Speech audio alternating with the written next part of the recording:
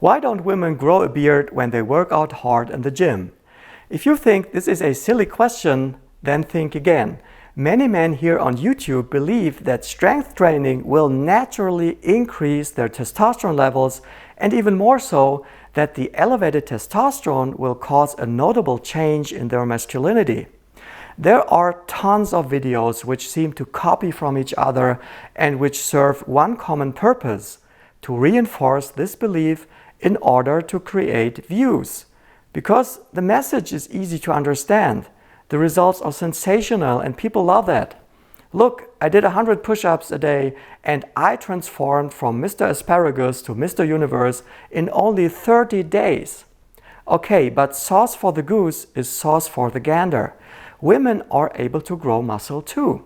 Just 2 days ago, I witnessed a woman in the gym performing deadlifts with a 200-pound weight. So how come they can do that?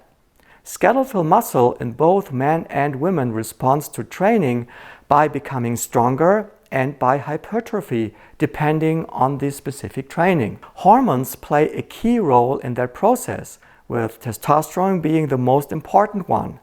There are also others like growth hormone, but let's focus on testosterone.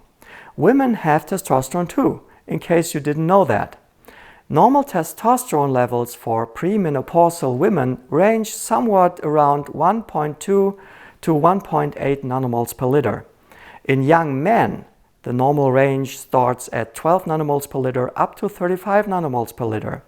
In men, a bout of heavy resistance training immediately causes testosterone to rise.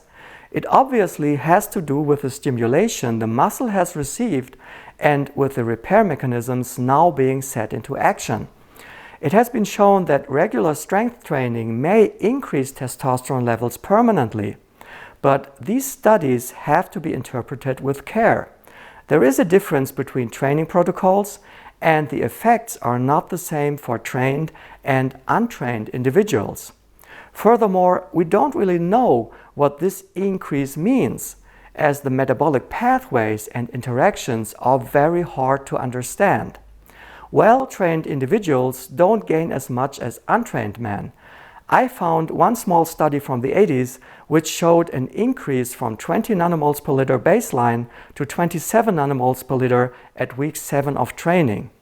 This is an increase of about 35%.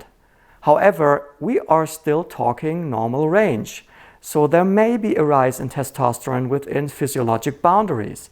In women, it is more complicated than that.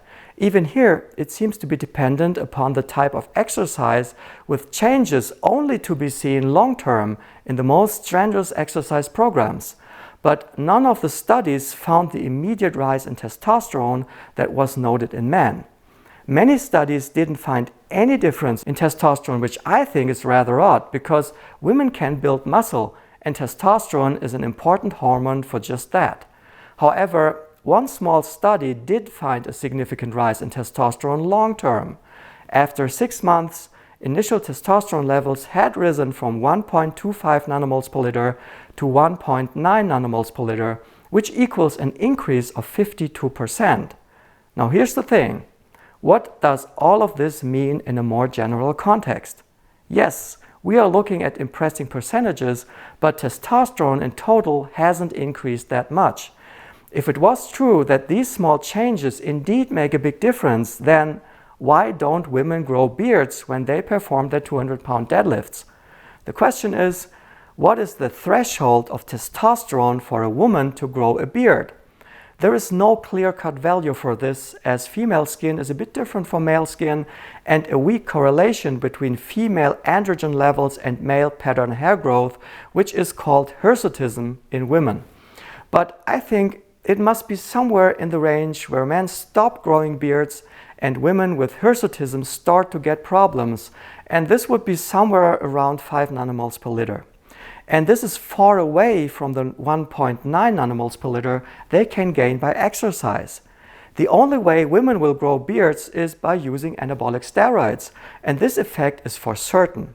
So the significance of that rise in testosterone in both men and women is totally overestimated by most. There is a difference, but it doesn't convert into anything that you would be able to feel. I found one study assessing changes in sexual function in men, and it didn't show any difference. So normal range remains normal range. And in normal range, you don't feel these subtle changes.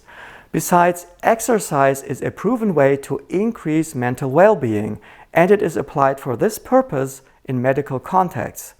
But this has nothing to do with testosterone and shouldn't be confused with it either. For me as a doctor, the most important questions have not been addressed by science so far. What about hypogonadal and elderly men? Would it be possible to equalize a slight deficiency in testosterone simply by getting them into a strength training program? The only studies I could find included also testosterone supplementation in this group, which is another story. Thanks for watching. Bye bye.